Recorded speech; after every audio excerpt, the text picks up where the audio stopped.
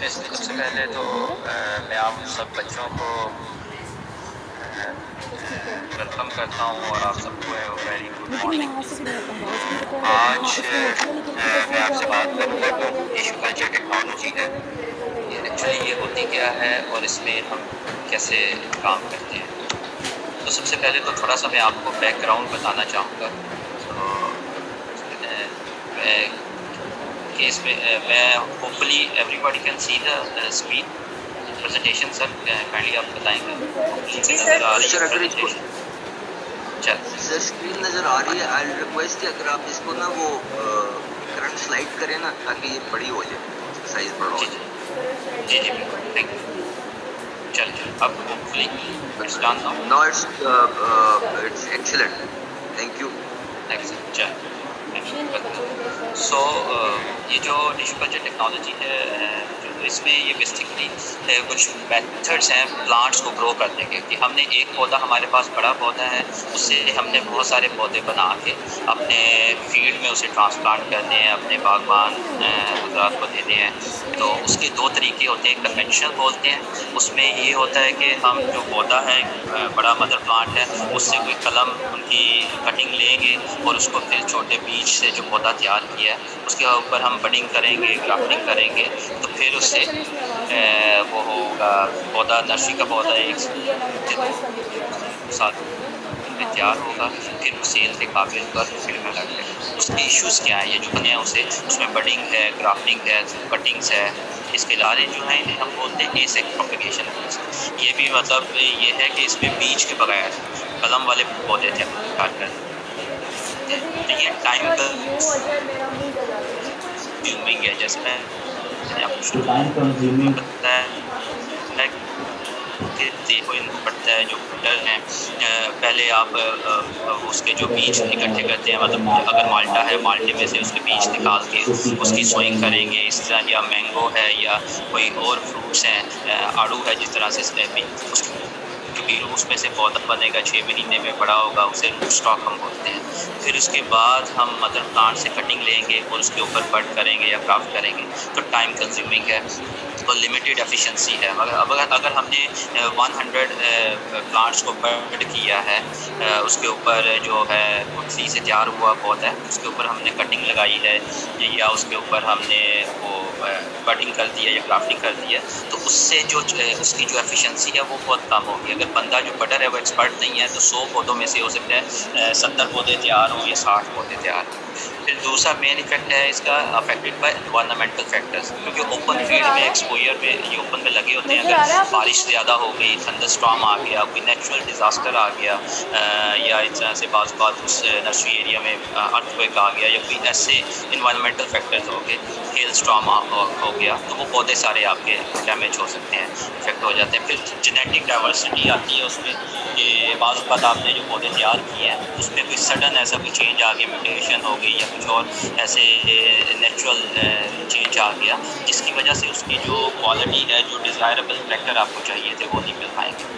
इसके बाद इन पौधों को न्यूट्रिशन जो आप देते हैं, इसमें बल्क की शक्ल में, मतलब हंड्रेड्स में, 1000 में प्लांट्स लगे होते हैं फील्ड में, तो उसको जब न्यूट्रिशन अप्लाई करते हैं तो इक्वली डिस्ट्रीब्यूट नहीं होती, न्यूट्रिशन सबको नहीं जाती, तो ये इशू है। फिर उसमें हाइजीनिक स्टेटस है कि जिस प्लांट से आपने वो कटिंग ली है पौधा तैयार करने के लिए, अगर वो प्लांट ही, अगर वो डिजीज प्लांट था या कंटामिनेटेड प्लांट था, तो आपने एक अनहेल्दी सोर्स यूज़ कर लिया एक नया पौधा तैयार करने के। तो ये इसके कुछ ड्रॉबैक्स थे या बैकग्राउंड है कि हम क्यों टिश्यू कल्चर टेक्नोलॉजी करते हैं या बढ़ करना। इसके ड्रॉबैक्स में यही, जैसे मैंने आपको बताया, वेदर डिपेंडेंसी है।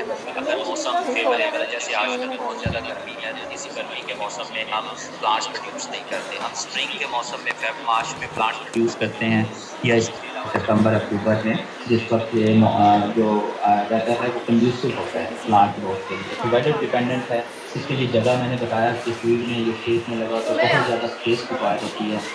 और इसके अलावा ये जो इसे एक्सटेंसिव प्रोपेगेशन बोलते हैं, कि हम इसे फील्ड के बाहर ओपन फील्ड में जो भी प्रोपेगेशन करते हैं, नर्सरी कराते हैं, तो उसको एक्सटेंसिव प्रोपेगेशन।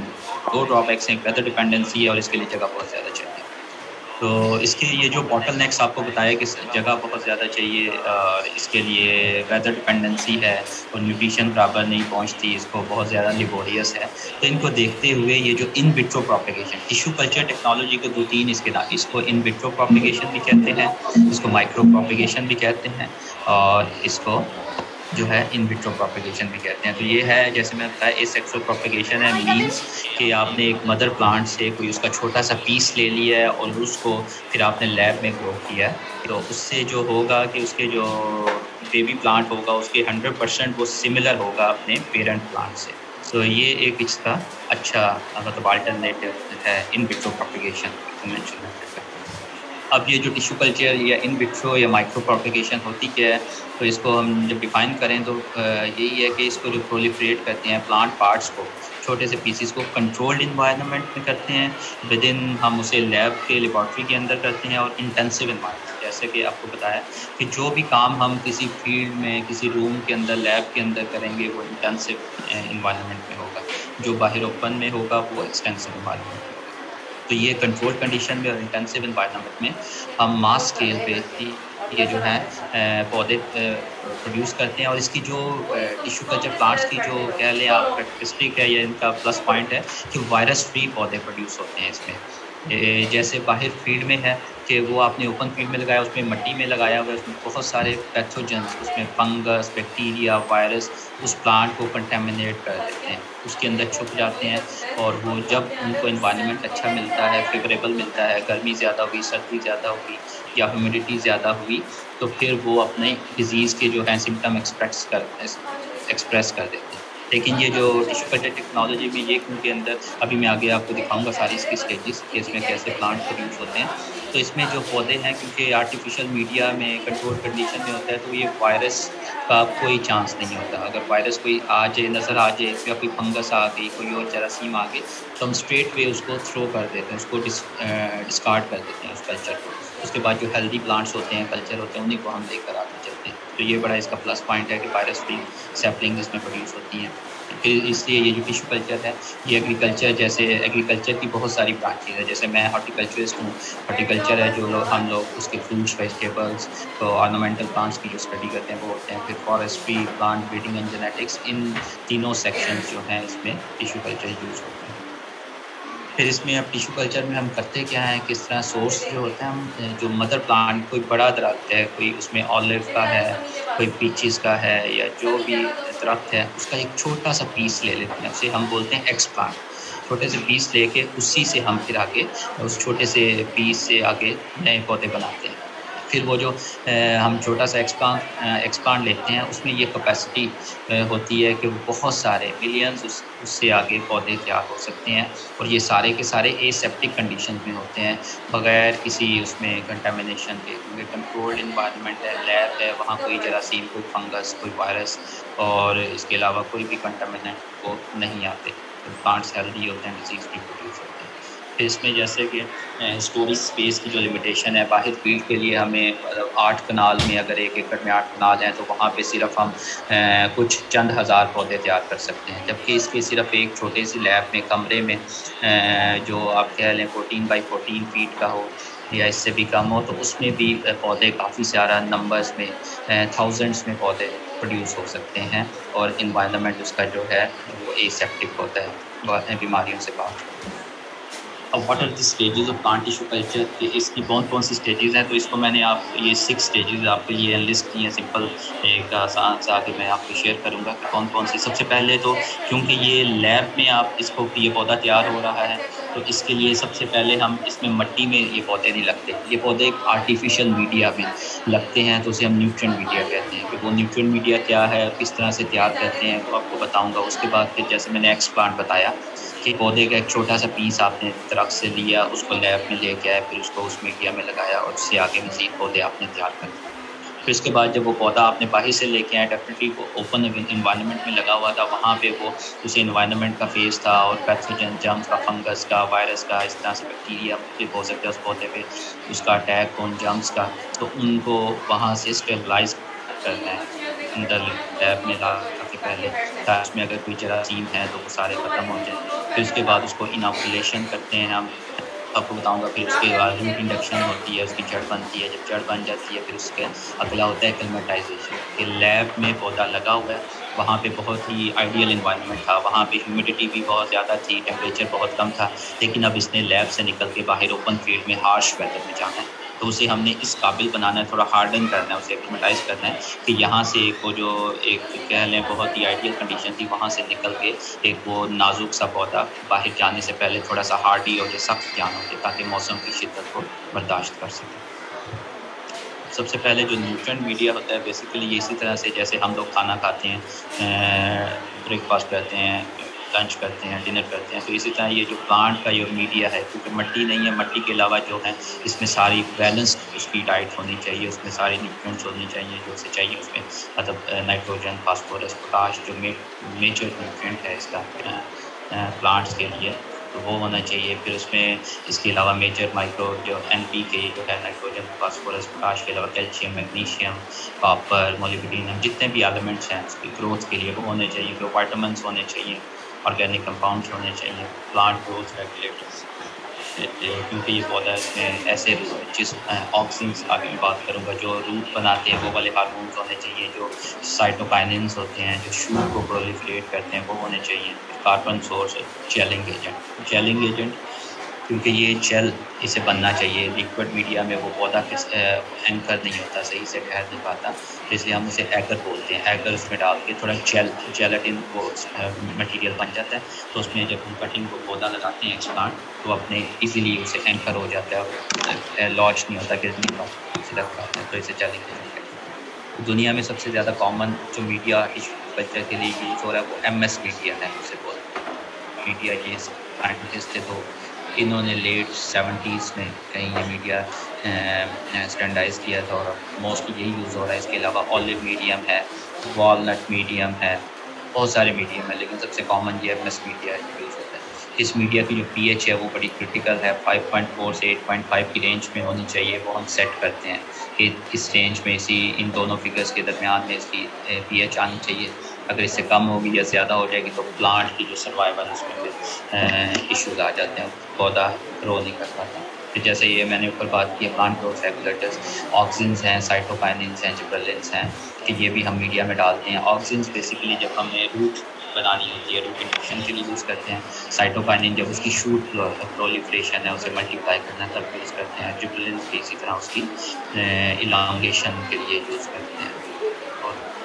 ये इसके कुछ स्टेजेस हैं कि आप देख रहे हैं लेफ्ट टॉप पर कि ये बॉटल्स पड़ी है। इसी तरह से मीडिया के स्टॉक सोल्यूशंस बोलते हैं कि इसमें बना लेते हैं, A सोल्यूशन है, B है, C है, D है, कि ये वाइटामिन्स का सोल्यूशन है, और इस तरह से ये कार्बन सोर्स सारे वो रख के फिर उसको मैयर करते हैं पिपेट से। जो भी हमने जितना 1 लीटर का पहले हम बना लेते हैं सोल्यूशन, उसमें सारे इक्वली जो रेसिपी होती है कि उसके मुताबिक आपने सारे न्यूट्रिएंट्स डालते हैं। फिर जैसे उसमें जो ये टॉप राइट पे जो है ये वेइंग बैलेंस में वे कर रहे हैं, जो उसमें जेलिंग एजेंट है, दूसरे सोर्स की यूज़ होती है, जो भी सॉलिड फॉर्म में ये चीज़ होती है उसको एग्जैक्ट मेजर करते हैं। अगर 30 ग्राम डालना है तो it means 30 gram, not 31, not 29, तो मेजर्ड क्वान्टिटीज़ भी डालते हैं। फिर इसके बाद इन सबको मिक्स करके इसकी ये जो लेफ़्ट बॉटम के नीचे आप देख रहे हैं pH मीटर है, वो इसकी pH है 8.5, वो मेजर करते हैं।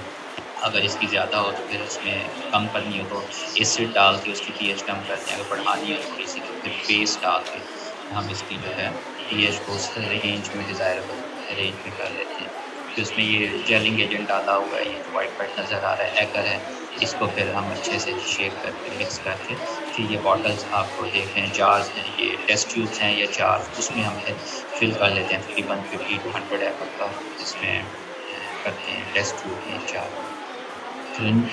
जार्स को अच्छे से कंटेनर्स को अच्छे से टाइट करके बंद करके मीडिया फिल होने के बाद फिर हम उसको ये ऑटोक्लेव इसे बोलते हैं कि इसको हम फिर स्टेलाइज करते हैं। टेम्परेचर आपको ऊपर नज़र आ रहा होगा 121 डिग्री सेंटीग्रेड, और 15 मिनट्स के लिए इस ऑटोक्लेव में रखते हैं ताकि ये सारे इसमें अगर कोई जाम्स हैं या कोई चीज़ है इस मीडिया जो हमने डाला है तो सारे डिसइंफेक्ट हो, स्टेलाइज हो।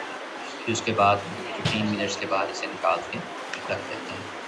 तो फिर इसके बाद अगला है दूसरी स्टेज जो एक्सप्लांट मटीरियल है कि आपने वो जो मटीरियल प्लांट से कलेक्ट करना है वो किस तरह से कलेक्ट करना है, कहाँ से लेना है। तो इसमें ये है कि जो हेल्दी प्लांट होगा आपने एक्सप्लांट लेना है तो वो हेल्दी होना चाहिए इस टिश्यू कल्चर में प्रोपेगेट करने के लिए। और उसका तरीका क्या क्या है, जब आपने देखना है ऐसा पौधा सेलेक्ट करना है जिस पे कोई भी डिजीज़ के सिम्टम या कोई भी येलो ब्राउनिंग कुछ ना हो, सारे पत्ते उसके हेल्दी हो, लश ग्रीन हो, वो लेने हैं। और प्लांट्स को कलेक्ट करने से पहले आपने एक फंजीसाइड का स्प्रे, जो ये फंजीसाइड होती है, ये जो जितनी भी डिजीज़ हैं प्लांट्स की उसके अगेंस्ट जो मेडिसिन यूज़ होती है उस फंजीसाइड बोलते हैं, फफूंदी उसे उर्दू में बोलते हैं, कुछ जो है उसका स्प्रे कर देना चाहिए और उसके बाद देना चाहिए प्लांट, वहाँ से कलेक्ट करना चाहिए। फिर स्मॉलर एक्सप्लांट्स है शूट टिप कल्चर, उसकी बिल्कुल टिप, आगे फोटो भी आएगी मैं आपसे शेयर करता हूँ कि बिल्कुल टिप जो है वो आप लेनी चाहिए। और क्योंकि उसमें बहुत सारी जो ख़ासतौर पे वायरसेस हैं वो मेन कंसर्न है प्लांट्स में अक्सर, कि वो इसमें नहीं होती वो जो शूट टिप है। ये जैसे आप ये देख लें, ये ब्लैक बेरी का पौधा है, ये हमारे पास इधर बारी चप्पाल में। तो एक्सप्लांट्स कैसे कलेक्ट करना है, हल्का ये जो उसका लेफ़्ट वाली पिक्चर में आप देखें टॉप की वो जो है कोई 1-2 इंच तक वहाँ से हल्का सा ब्लेड के जरिए कट लगा के, फिर राइट साइड में देखें बॉटल है, बॉटल में हमने डिस्टिल्ड वाटर डाला हुआ है, उस डिस्टिल्ड वाटर में आपने कलेक्ट कर देना है।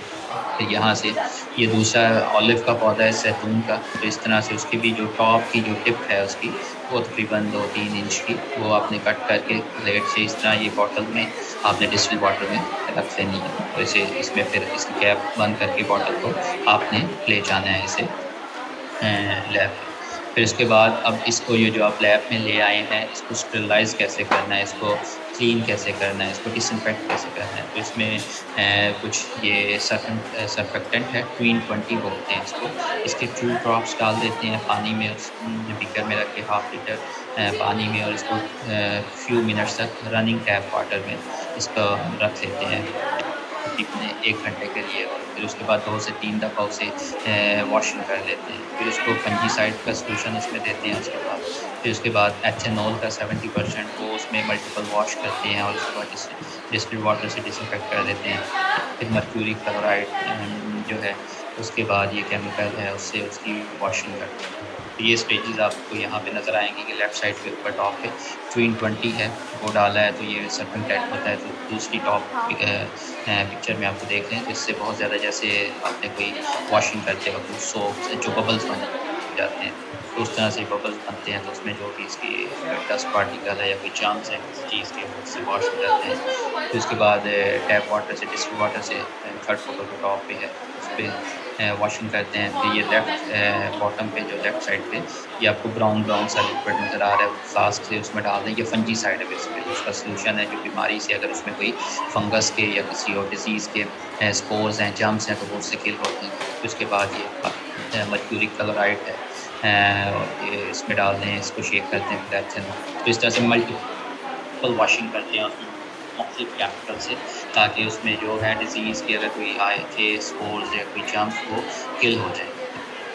तो उसके बाद फिर अगला स्टेप है इनोकुलेशन। तो इनोकुलेशन क्या होता है कि ये जो हमने बाहर से पौधे लाए हैं इसको कट करके छोटे छोटे मज़ीद पीसेस बना के आपने इसको वो जो शुरू में हमने मीडिया तैयार किया था उसमें मीडिया में लगाते हैं। तो इसमें यही है कि स्टेलाइजेशन के बाद हम उसको कल्चर वेसल में जो टेस्ट ट्यूब्स हैं या जार्स हैं उसमें इनोकुलेट करते हैं। और इस सारी एक्टिविटी को लैमिनर एयर फ्लो बोलते हैं। इनोकुलेशन रूम होता है, लैमिनर फ्लो बोलते हैं, उस पर करते हैं।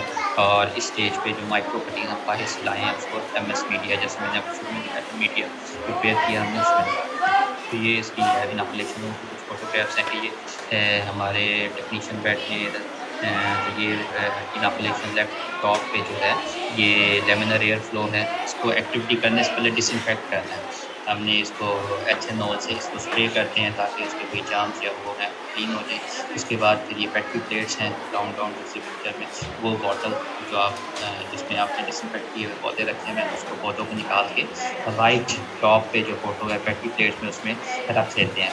फिर उसको स्कैल्पल और ये जो जो है फोर्सेप की मदद से इसको छोटे छोटे पीसेस में, ये जैसे आप लेफ़्ट बॉटम पे देखें, इनके लीव्स उतार दिए हैं और इनको 2-3 नोड्स में इस तरह से ये छोटी-छोटी कटिंग्स बना देते हैं।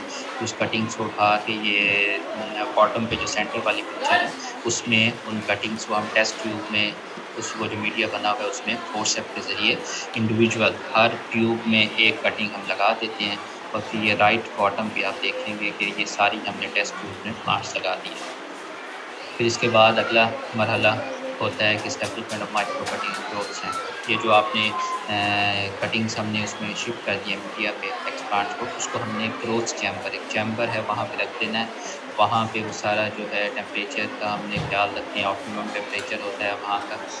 सबसे पहले तो ये देखें कि उस ग्रोथ चैम्बर में ये इसलिए रखते हैं कि वो जो हमने कटिंग लगाई है, पत्ते उतार के छोटा सा एक आधे सेंटीमीटर 1 सेंटीमीटर कटिंग है, उसे ग्रो करेंगे, वो उससे बड़ी कटिंग बन जाए, उसमें तकरीबन ग्रोथ स्टार्ट हो जाए। मतलब अगर हमने 1 सेंटीमीटर की लगाई है तो 2-3 सेंटीमीटर की हो जाए, पत्ते नहीं निकाले। फिर इस ग्रोथ चैम्बर में हमने 16 आवर का फोटो पीरियड देना है। इसका मतलब क्या है कि 24 घंटे एक दिन में होते हैं। 24 घंटे में से 16 घंटे हमने लाइट ऑन रखनी है उसमें, क्योंकि यहाँ सनलाइट अंदर नहीं आएगी, तो हमने आर्टिफिशियल लाइट पे इन पौधों को रखना होता है। तो 16 घंटे आपने ट्यूब लाइट्स, उसकी जो रोशनी है वो ऑन रखनी है, और बाकी जो 8 घंटे हैं आपने अंधेरा, डार्कनेस उसे प्रोवाइड करनी है, लाइट्स ऑफ कर देनी है।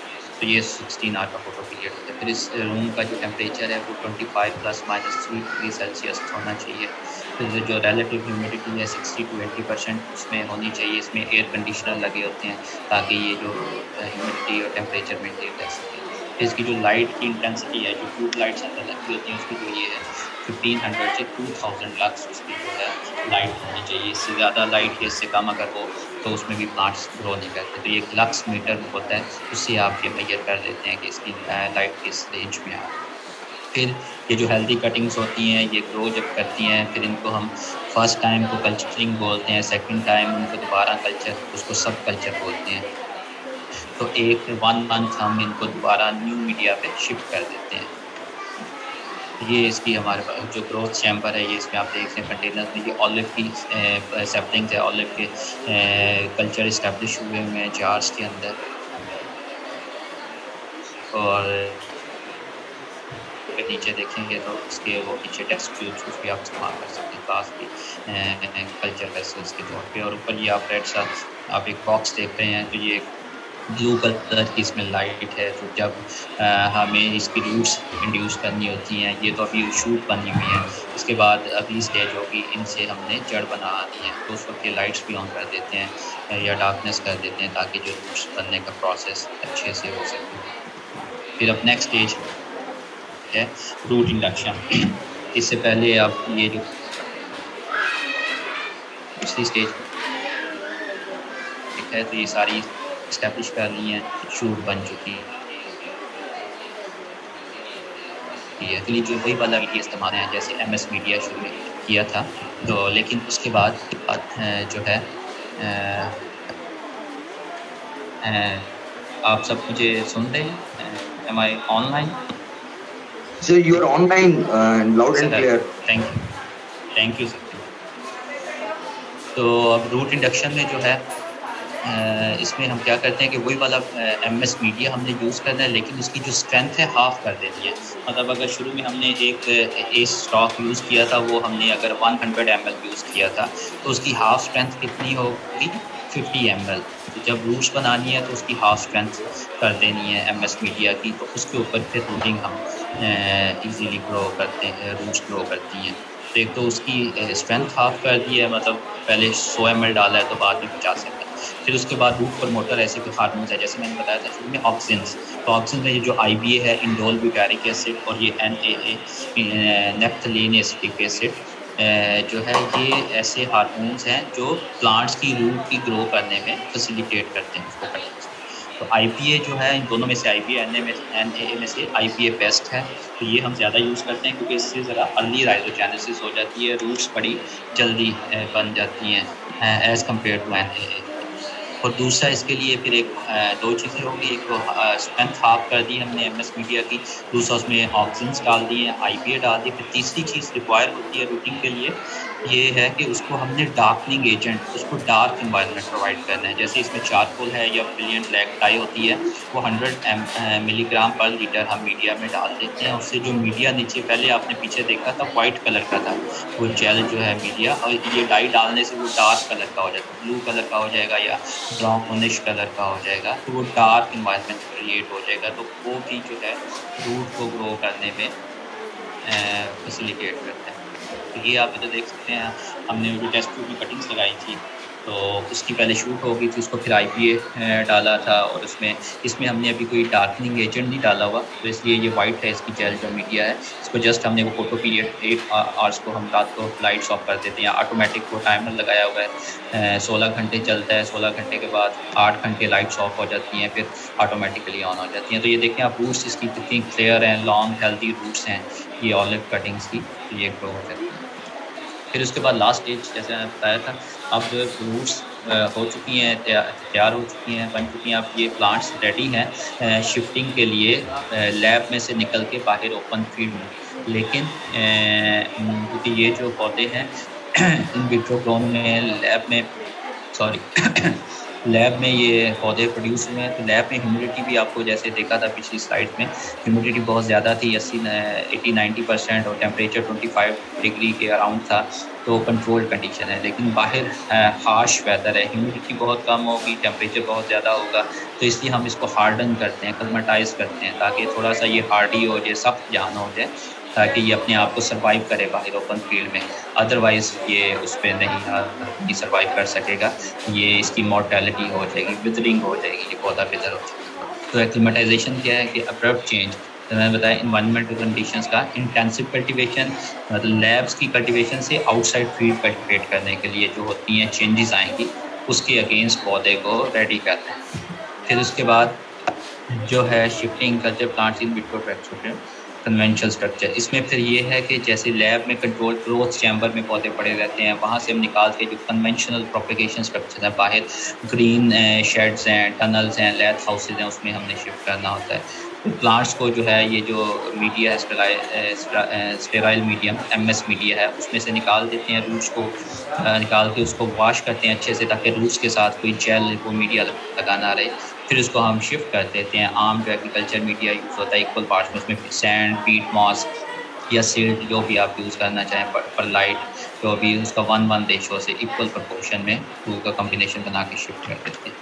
तो ये इसमें आप देख सकते हैं कि ये हमारा लेफ़्ट वाली फोटोग्राफ्स में 3 प्लांट्स ऑलिव के, ये इसी तरह से हमने छोटी सी कटिंग लगाई थी, फिर उसका कल्चर इस्टेब्लिश किया, फिर उसके बाद शूट को प्रोलिफेरेट किया, उसकी रूटिंग की। रूटिंग के बाद हमने लैब में उसे एग्रीकल्चर मीडिया में, ये प्लास्टिक के जो कप्स हैं इसमें हमने रख दिया, पीट मॉस में शिफ्ट और पलाइट पे डाल के। तो ये अलहमदिल्ला देखते हैं almost more than 6 inches, around 1 feet जो है इनकी हाइट हो चुकी है। तो ये हार्डन हो रहे हैं, एक्लिमेटाइज्ड हो रहे हैं।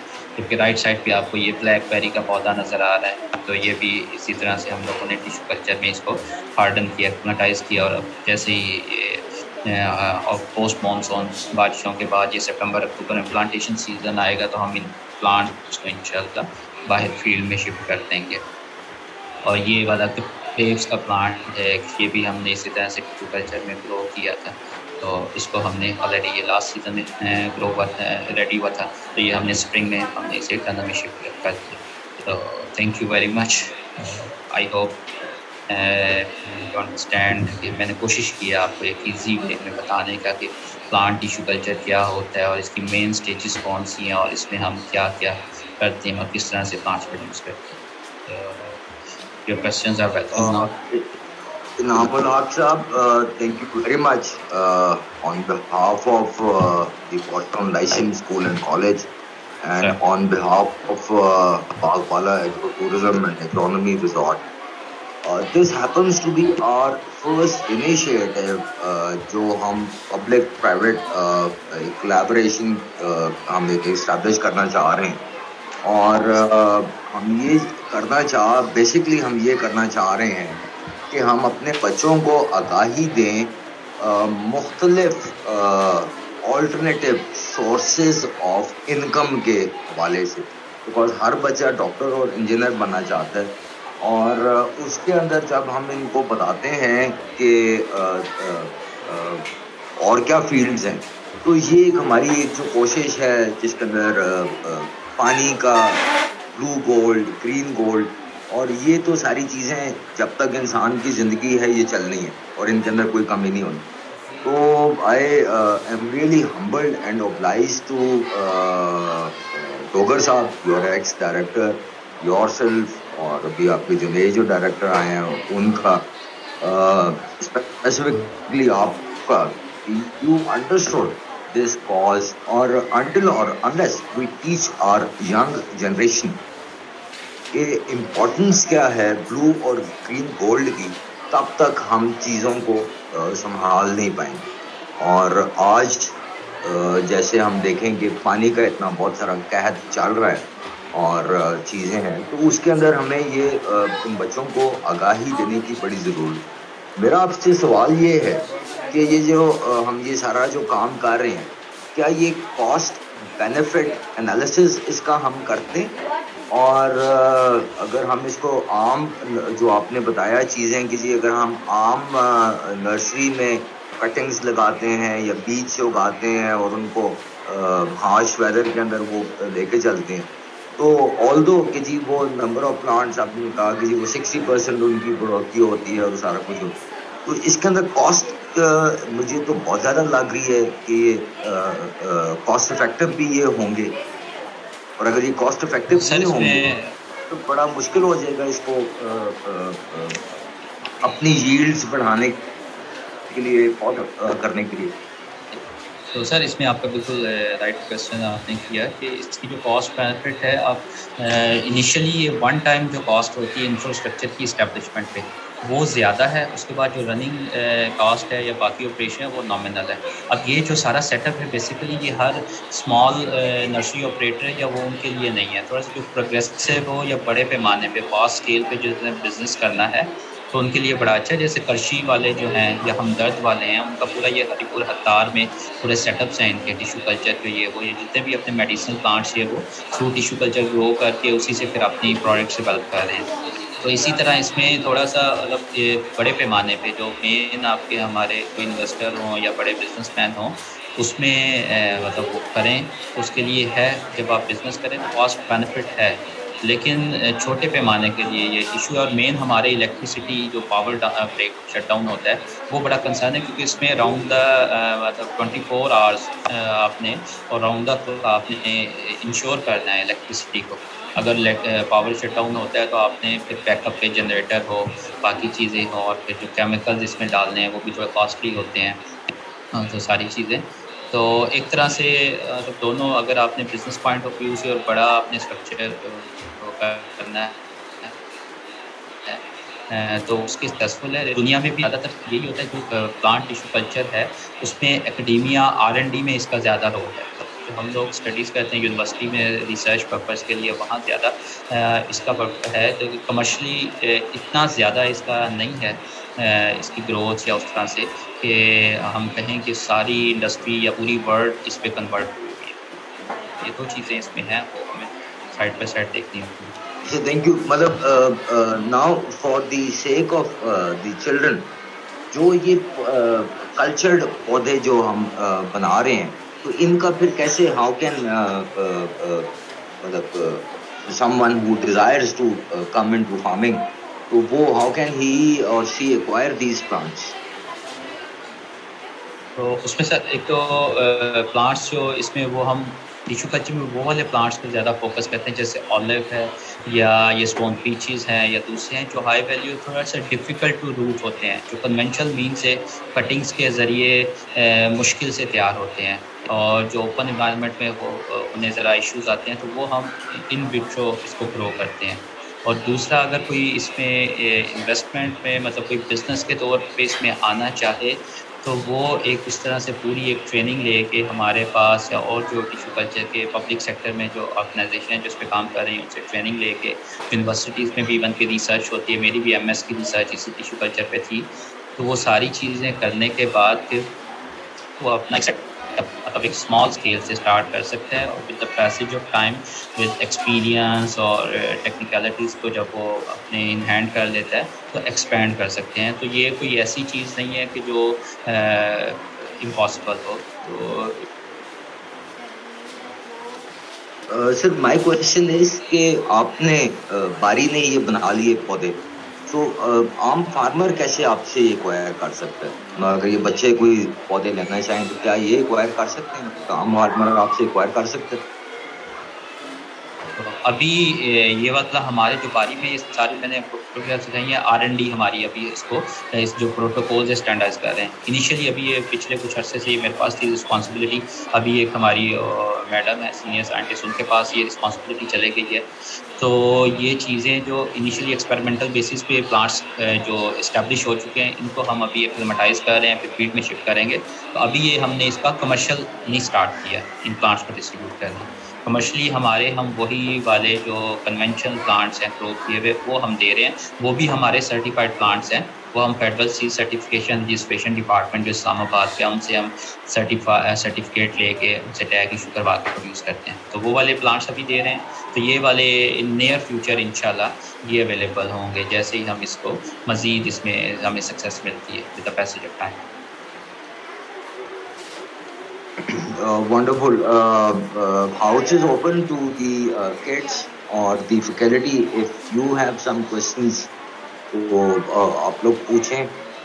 We have next 2 to 3 minutes because इसके बाद बच्चों ने अपनी अगली क्लास पे जाना है। तो if there is any question